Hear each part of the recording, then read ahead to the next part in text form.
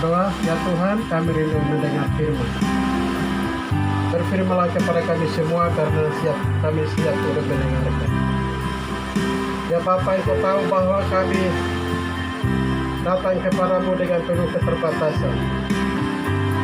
Dan Engkau tahu bahwa setiap kebutuhan rohani kami. Karena itu biarlah melalui kebenaran firman-Mu, Engkau berbicara kami semua yang hadir di tempat ini, sehingga kami kembali ke rumah kediaman kami dengan penuh berkat rohani. Hamba-Mu menyampaikan dan seluruh jemaat mendengar, Roh Kudus menerjemahkan, supaya kami semua kuat di dalam Engkau. Kami ada di alam terbuka, akan mengganggu kami gelombang angin, tapi beri kami ketenangan, damai, sejahtera, sehingga dari tempat ini kami akan memuji, memuliakan nama-Mu. Dari tempat ini kami akan mendengar firman. Berbicaralah kepada kami semua karena kami siap mendengar. Kami serahkan jam pemberita dari pertama, pertengahan sampai selesai. Jadi menurut kehendak Bapa di surga. Dalam nama Yesus kami telah berdoa. Haleluya. Amin. Shalom. Shalom. Di belakang dengar suara saya? Kalau belum dengar, mari maju di depan. Baik, Bapak Ibu yang dikasih Kristus, hari ini hari yang teristimewa. Kita semua ada di satu tempat. Ini bukan tempat ibadah. Ini tempat orang bermain, orang bersukacita menikmati lautan yang begitu indah. Tapi Jemaat Damai Wahno Petaraja telah mengambil keputusan kita mau ibadah di sini. Ini tidak biasa. Jadi kita duduk di sana di masing-masing, gaya masing-masing, ya, senyum juga indah. Dan tempat ini kita awalnya kami pikir jemaat ini juga sedang membangun fondasi gereja, itu dana habis-habisan, mau ke laut tidak ada uang. Gembala juga timbang-timbang. Gembala tapi iman juga ragu-ragu. Tapi lama-lama kita bilang, kita bikin saja. Ada uang, tidak ada uang. Kan Hamadi kan dekat toh. Jadi akhirnya hari ini luar biasa, kita semua hadir. Hari ini dalam rangka ibadah hari Minggu. Sekaligus ibadah HUT Gereja Baptis Damai Wahno dimulai jatuh tempo hari ini tanggal 18 Oktober 2009 sampai dengan 2020 usia ke 11 tahun. 11 tahun anak-anak yang duduk depan ini. 11 tahun itu saudara hitung saja. Kelas 6 SD.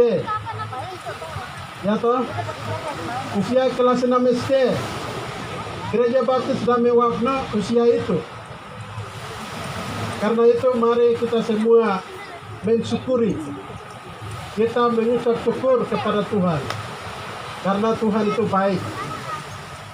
Tuhan itu baik. Dia memelihara. Dia yang memulai gereja. Dia juga bertanggung jawab untuk memelihara.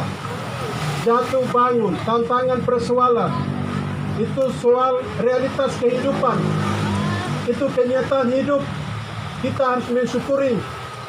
Karena di tengah-tengah dunia ini memang hidup di tengah-tengah masalah.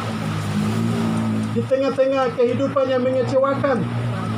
Tapi kita harus yakin bahwa yang dimulai oleh Yesus Kristus, Dia juga akan menyelesaikan, Dia akan meneruskan sampai hari Kristus Yesus.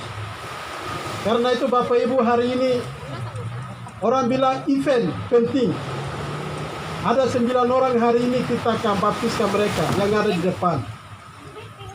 Hari ulang tahun lagi baru 2 orang dibaptis lagi, karena ini sudah 2 bulan sudah dibimbing untuk mereka akan dibaptis. Ini satu keputusan yang kita harus keluar restu kita semua, supaya adik-adik anak-anak kita ada di depan ini, supaya mereka bertumbuh secara iman dan mereka siap melayani Tuhan. Ya, baik Bapak Ibu, firman Tuhan hari ini terambil dari Kolose pasal 2 ayat 6 sampai 15. Ada di depan temanya, hendaklah hidupku tetap di dalam Yesus. Tadi sudah dibacakan Kolose pasal 2 ayat 6 sampai 15. Ini surat Paulus. Posisi dia dalam penjara, tetapi dia melihat dan mendengar jemaat Kolose mengalami satu tantangan yang luar biasa.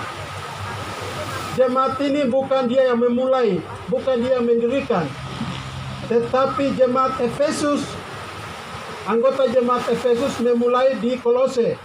Antara Efesus dan Kolose itu dekat, dan mereka memulai pelayanan pekerjaan Tuhan di sana. Paulus mendengar jemaat ini ada masalah, ada persoalan yang sedang mereka hadapi, yaitu guru-guru palsu. Kalau kata palsu berarti ada guru yang tidak benar, ada yang benar.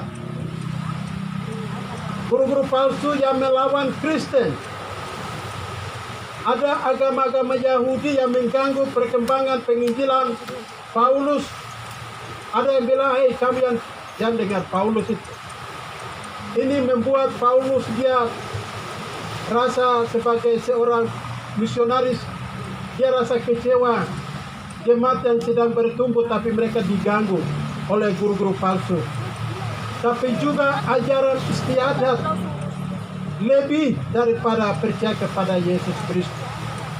Karena itu surat ini merupakan surat penguatan.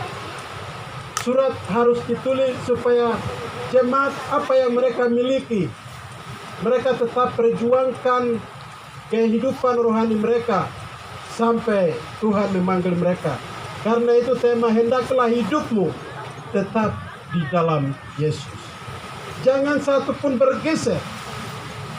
Dalam Kolose pasal 2 ayat 6 sampai dengan ayat 15. Dengan situasi ini Paulus menyampaikan supaya mereka tetap ada di dalam kepercayaan mereka. Di sini ada 5 bagian yang kita akan lihat bagaimana surat ini ditulis supaya jemaat tetap kuat. Hal yang pertama, dia mau supaya kalau ada tantangan persoalan, mereka harus berakar di dalam Dia. Ayat 6, mereka harus berakar. Saudara mengerti akar? Pohon ini, kalau akarnya tidak merambat sampai tanah asli, dan akar itu berfungsi untuk dia cari makan, sehingga pertumbuhan ini dia bertumbuh secara normal. Kita pernah belajar ilmu-ilmu tumbuh-tumbuhan, ya. Akar itu sangat menentukan pohon itu hidup atau tidak. Akar itu berfungsi untuk dia cari makan. Di bawahnya ada air, daunnya kena matahari masak. Habis itu akar itu dia suplai airnya ke atas, sehingga pohon itu indah. Kalau mama-mama orang tanam bunga di pot, perbedaannya apa? Nah, itu ada perbedaan. Kalau tanam di pot, ibu-ibu tiap hari ya ada pekerjaan tambahan. Benarkah tidak? Mama dia periksa, aduh ini saat baru tanam bunga lagi, sudah layu. Aduh 2 hari saya tidak siram, sibuk sampai. Ini pohon kemarin saya baru dikasih bunga yang indah, tapi mulai layu. Orang Kristen, ayat 6 itu, jika kamu sudah terima Yesus sebagai Tuhan, kamu harus berakar. Bagian berikutnya jelaskan bagaimana kamu sudah di dalam Kristus. Kamu sudah lunas dibayar melalui darah Yesus di kayu salib. Kamu orang-orang yang dakwah, ayat 14. Kamu seharusnya orang-orang yang hukuman. Status kamu itu orang-orang hukuman mati. Tetapi Yesus telah menyelesaikan di kayu salib. Telah dia bayar. Kalau Bapak Ibu seandainya nasib saudara, kalau ada polisi menjemput saudara untuk diproses secara hukum, ya menyerah saja karena Anda salah. Tapi jika di antara itu ada yang jadi jaminan, oh jangan bawa dia, saya jadi jaminan. Itu kita bersyukur, sukacita luar biasa. Kita didakwa, kita dianggap sudah pelanggaran. Karena itu kita wajar dijemput untuk diproses hukum. Apalagi proses hukum mati. Orang Yahudi, saya mau jelaskan hari ini, orang Yahudi kalau pelanggaran hukum itu harus digantung di kayu salib. Itu hukuman mati. Kita Indonesia kan ada hukuman mati ya. Kalau terlibat dalam kejahatan di Indonesia, kalau dia jual narkoba, dia bandar betul, dia pelaku betul, dia aktor betul, itu baru-baru kan ditembak mati ya. Tapi kalau dia bunuh orang 15 tahun, 16 tahun, ya, perkosa anak di bawah umur, ya 15 tahun, 2 tahun, itu hukum sudah ditentukan ayat per ayat, pasal per pasal, itu sudah diatur oleh Indonesia. Tapi Indonesia ini ditahan, ya, kecuali yang pelanggaran aktor-aktor narkoba itu yang baru-baru kita dengar mereka tembak mati. Tapi tembak mati secara sembunyi. Orang Yahudi tidak. Itu digantung tempat orang lalu lalang. Jadi tontonan. In wakaf. Hati nunggu pegara. Untuk apa dia digantung? Nanti rakyat cerita begini. Itu karena kemarin dia curi babi. Kemarin dia curi ayam. Kemarin dia curi apa itu? Dia bunuh orang. Jadi setiap orang Yahudi yang lalu lalang di Bukit Golgota itu selalu ditanya kenapa ia digantung. Supaya orang-orang Yahudi tidak melanggar lagi. Supaya mereka takut. Kalau kau bikin kesalahan, digantung. Sampai menderita, sampai mati. Mau mati jam berapa itu kau digantung sana. Itu nasib orang Yahudi. Yesus juga disalib seperti itu. Supaya orang Yahudi semua tanya, kenapa Yesus disalibkan? Mereka bilang, ya ini orang hukum agama ya, dia kita ganti. Dan itu cerita itu sampai seluruh Yahudi tahu. Dalam proses hukum, Yesus satu kesalahan pun tidak ditemukan. Pontius Pilatus mereka diproses secara agama tidak temukan masalah. Sampai di pemerintahan pun tidak menemukan masalah. Karena itu Paulus berkata dalam pasal 2 ayat 14, kamu seharusnya kamu didakwa. Kamu orang-orang nasibnya wajar dihukum seperti hukuman mati orang Yahudi. Kamu telah dibebaskan. Jadi semakin kuat, semakin iman Kristen tetap bertumbuh. Ya, kepercayaan kita sedang berkembang. Akar kita semakin merambat ke dalam. Setiap firman masuk ke telinga kita. Apa yang kita dengar itu akan menguatkan iman kita. Apa yang kita baca di YouTube itu menguatkan kita. Melalui pujian, melalui lagu-lagu yang luar biasa. Posisi kita ada di mana? Di kantor, di rumah, di mana-mana. Ada lagu yang kita dengar. Saya sering tuh dengar. Ya, ada lawan-lawan juga semakin kuat, semakin berakar. Tapi hari ini banyak orang Kristen seperti pohon yang ditanam di pot. Oh, semangat-semangat luar biasa. Saya bulan depan kabur. Tahu kabur? Laki-laki baru ada masalah sedikit dia mogok masuk gereja. Itu orang Kristen yang tidak berakar, yang seperti maman orang tanam di pot. Jadi ingat, cepat iman mogok itu tidak berakar, jadi memang wajar. Ya. Cepat layu seperti pot ditanam, pohon yang ditanam di pot. Tiap hari siram baru dia segar. Kalau tidak siram, ini orang Kristen yang tidak imannya tidak kuat. Campuran semen juga lemah, tidak sampai kedalaman. Itu tsunami satu kali hantam, ini rumahnya roboh semua. Ya. Atau di rumah kita, waktu angin, atau ada pohon yang kita pikir wah pertumbuhannya bagus, seketika ada badai angin, dia roboh, akar juga ikut tercabut. Oke, ini berbicara tentang bagaimana orang Kristen membangun kehidupan di atas dasar yang benar. Bagaimana Anda dan saya di Kristen? Dasarnya apa? Banyak orang Kristen kehidupan yang bergantung. Banyak orang Kristen tidak dibangun dalam dasar yang benar. Pemahaman yang tidak jelas. Mengerti Yesus yang tidak jelas. Bukan kata orang. Mereka 9 orang ini, iman mereka ini betul dasar Yesus atau tidak? Dan kita yang sudah pernah dibaptis, tapi kelakuan bagaimana? Kelakuan seperti miring-miring kah atau tetap berdiri kuat? Kita bangun di atas pemahaman teologi jelas, doktrin harus jelas, Alkitab harus benar, maka Anda tetap kuat.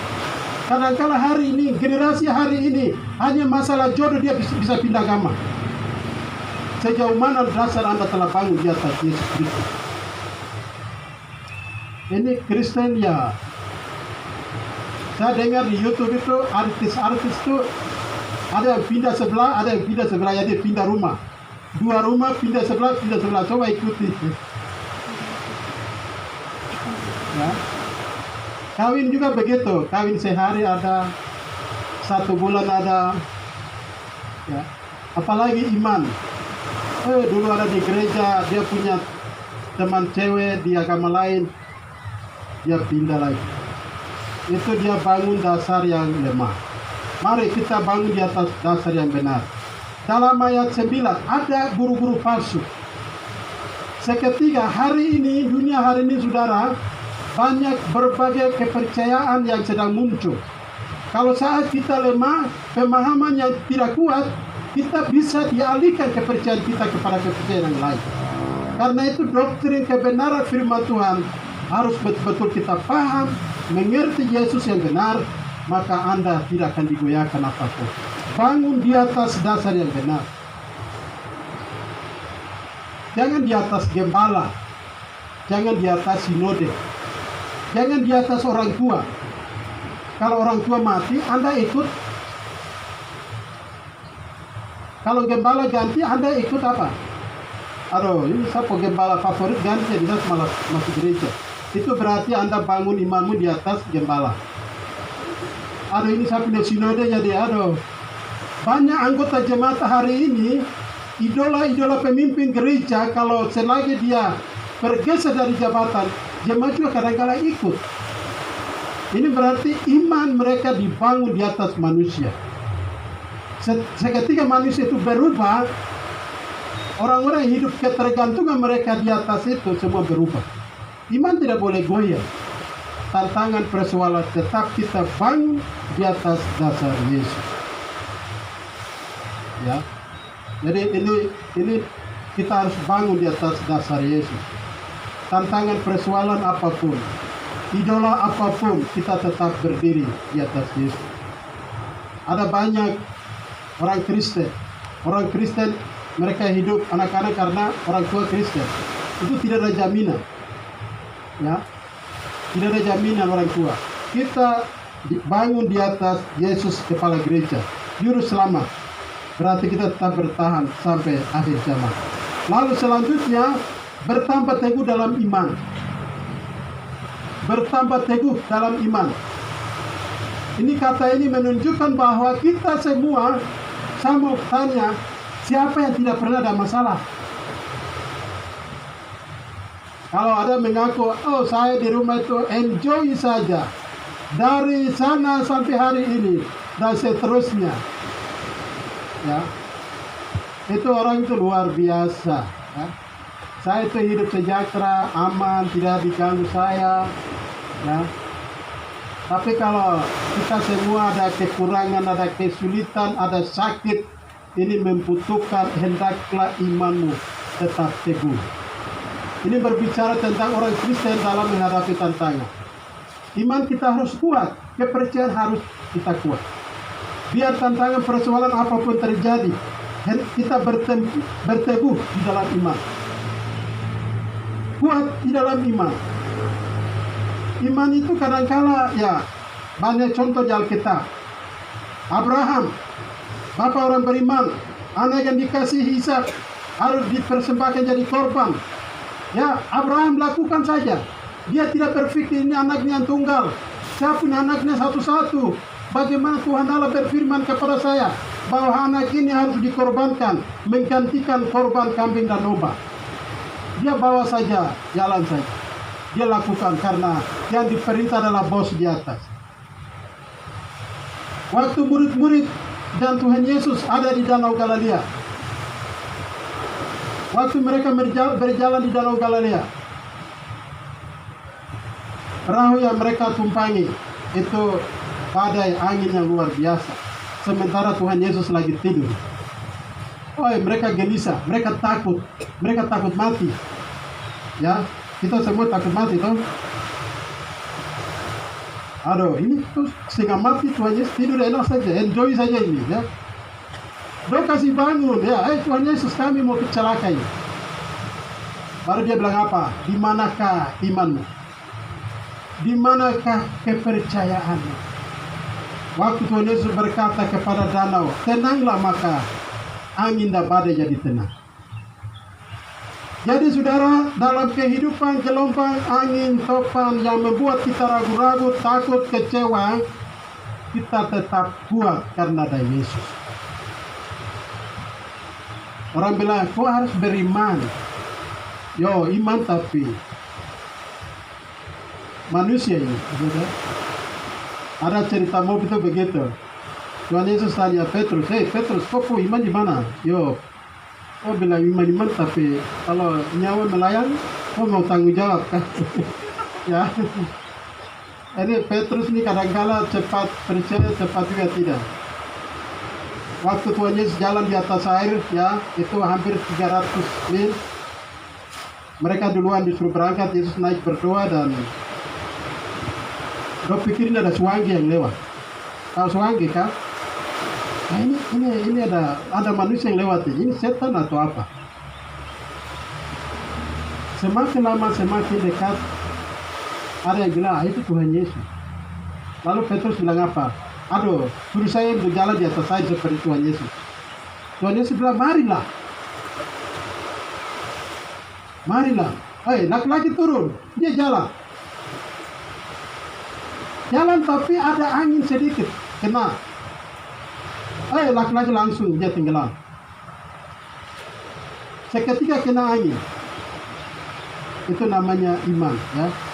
Ini yang disuruh Tuhan Yesus, tapi dia lebih konsentrasi ke angin. Kadang-kadang kita begitu. Kita dipanggil Tuhan, kita percaya beriman kepada Yesus, tapi hanya masalah sedikit membuat kita takut, ragu, ya, bimbang.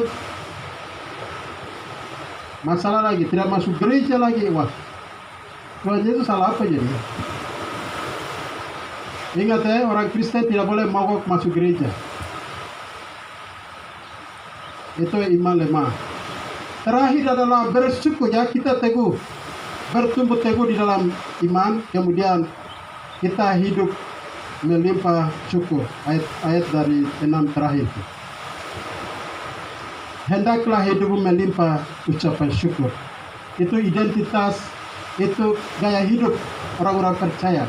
Susah senang ucapan syukur adalah satu bagian kehidupan. Ada tidak ada, syukur adalah harga. Orang bilang harga mati. Artinya itu selalu ungkapan yang harus keluar dari mulut orang percaya. Terima kasih Tuhan, hari ini saya sudah bangun walaupun saya sakit.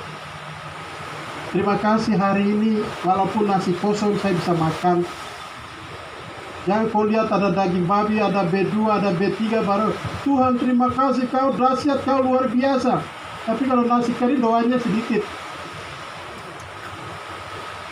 Itu bagaimana itu? Daging babi besar, doanya besar. Kalau nasi kering doanya sedikit. Ucapan syukur adalah bagian ciri khas Kristen yang harus kita menaikkan. Terima kasih Tuhan, kau baik. Hari ini keluarga besar ramai wakna syukur karena Tuhan itu baik. Dalam ayat bagian itu menjelaskan bahwa orang-orang yang di dalam Kristus Yesus berakar, membangun diri dan bertumbuh dalam iman dan selalu mengucap syukur, itu karena mereka sudah di dalam Kristus.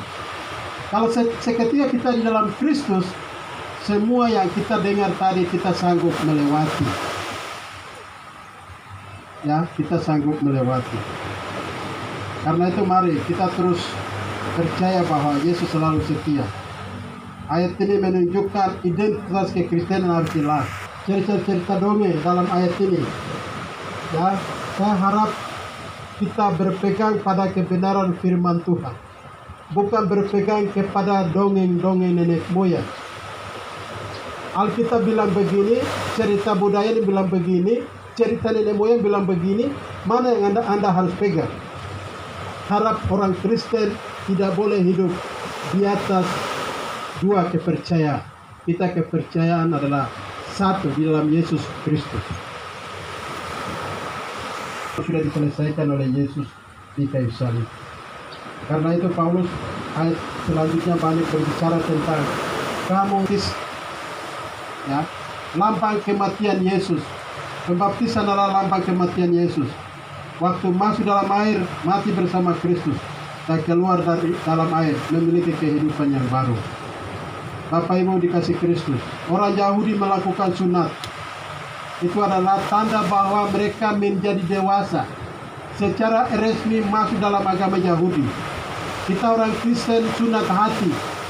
Kita berpindah dari dunia, kebiasaan kebebasan. Kita telah menyangkal diri menjadi pengikut Kristus yang setia. Berarti melalui proses pembaptisan akan kita lakukan sebentar. Kiranya firman Tuhan pada pagi hari ini, Tuhan Yesus memberkati kita semua. Mari kita berdoa. Bapa di surga, oleh kehendak dan rencanamu, kami ada di tempat ini untuk mendengar kebenaran firman. Hamba-Mu telah menyampaikan dan seluruh jemaat mendengar. Roh Kudus menerjemahkan di dalam kehidupan kami masing-masing. Ya Tuhan, tolong kami supaya kami tetap berakar di dalam Engkau. Kami tetap bangun di atas dasar yang Kau letakkan. Kami tetap bertambah tinggi iman kami di dalam Engkau. Akhirnya kami selalu ucap syukur dan terima kasih karena kebaikan-Mu, lawatan-Mu, berkat diri kami. Kami tidak dapat membalas satu persatu, tetapi hidup kami selalu mensyukuri apa yang Tuhan buat dalam hidup kami. Hamba-Mu telah berhenti hari ini, tapi Roh Kudus terus terjemahkan dalam kehidupan kami masing-masing. Dalam nama Yesus, Tuhan dari selamat kami yang hidup, kami telah berdoa serta mengucap syukur. Amin.